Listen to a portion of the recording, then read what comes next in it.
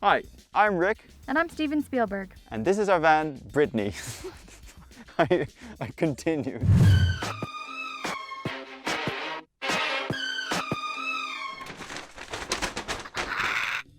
The world is on the cusp of a global pandemic and we have just bought a van.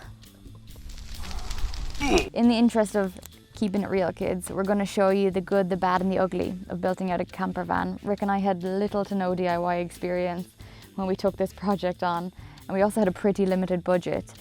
So we hope this is a realistic view of a camper van conversion and maybe gives you some ideas for your own build.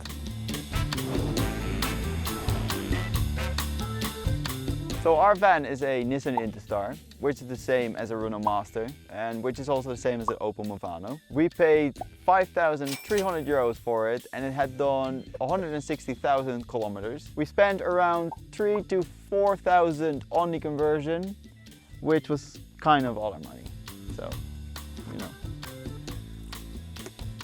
So aside from being pretty cheap, there's another couple of reasons that we chose this van. First of all, it's got this nice roof rack up top where we can put our surfboards, and we have the solar panel, which is super handy. We're hoping to build a little deck at some point as well. The van itself is a medium wheelbase, so nice and small, fits in loads of different car parking spaces. And she's a 3-seater.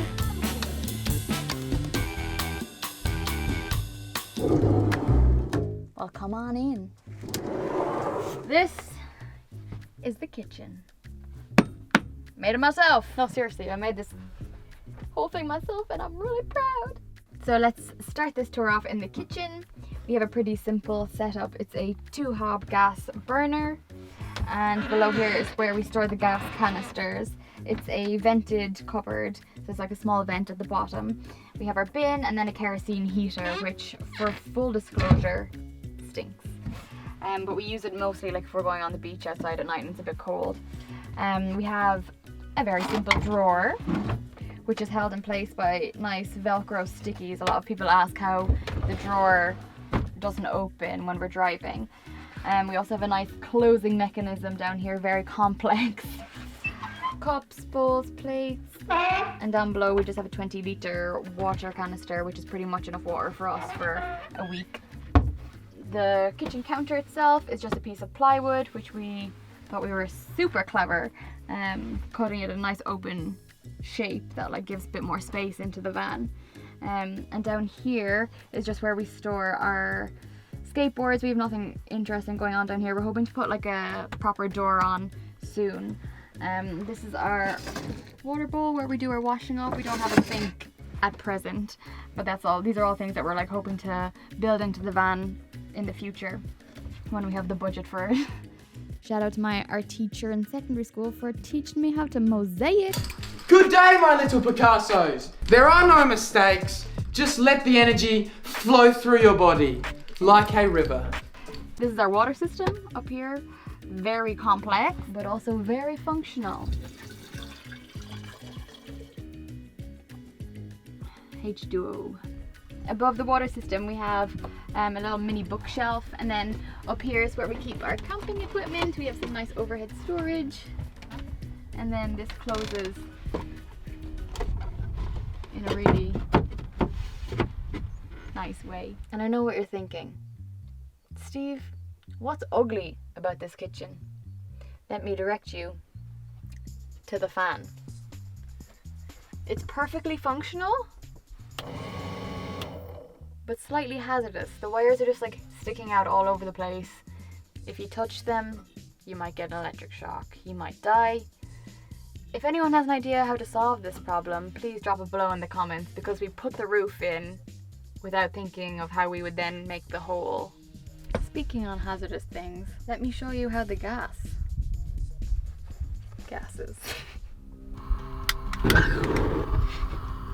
She's gassy.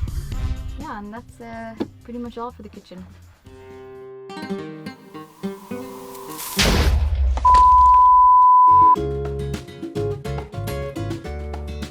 This is our living space. This is where we sit and eat and drink. We have a table It's made of the same plywood as the kitchen countertop, and it slides out into a full table.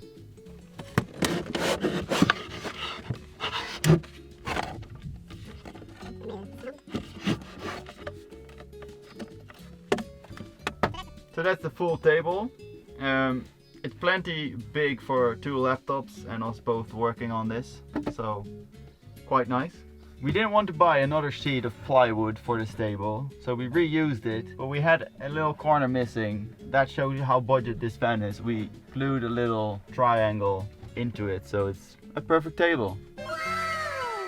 So to get to our food, you need to take off the seat covers, which were made by Orla's mom. Shout out to you. And then you get to the food. It's food in a seat. That's all. Moving on. So this is the electric box. In here on the bottom we have the battery, which is a 240 amp hour AGM battery and connected to a 320 watt solar panel.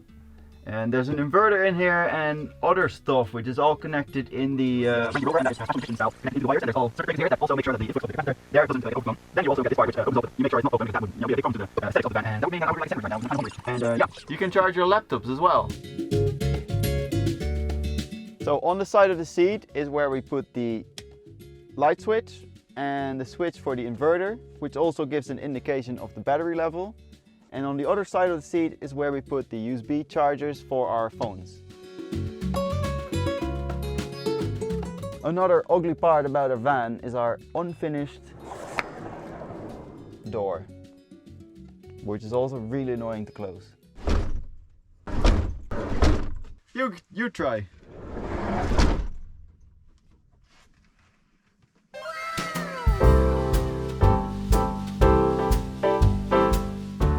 We knew in designing our van we'd probably need a fold-away bed system just for space because of the medium wheelbase.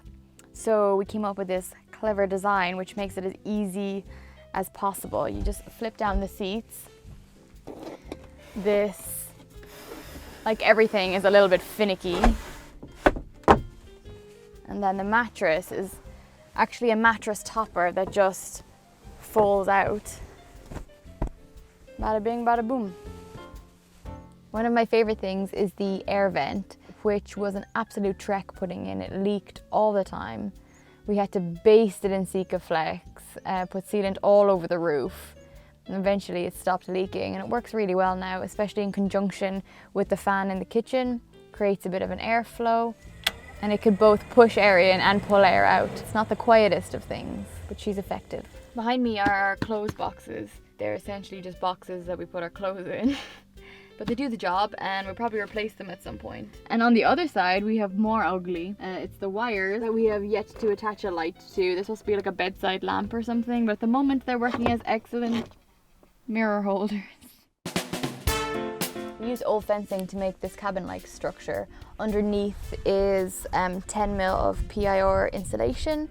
In the kitchen section we have 5mm PIR insulation under the plywood so that people up to 6 foot, i.e. Rik, can stand.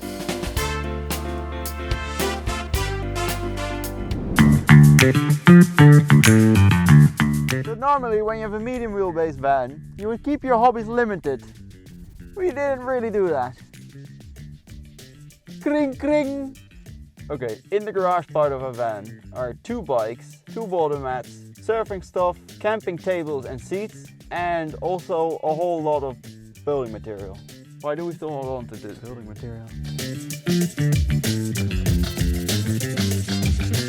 Also, in case you were wondering, do you have a fridge? Do you have a toilet? Do you guys have a shower? Running water? A bedroom? A future of bright financial stability? Air conditioning? So that is our van, Britney. It took us about 2 months of straight work to convert her. And she's been sitting in the street now for maybe 9 months.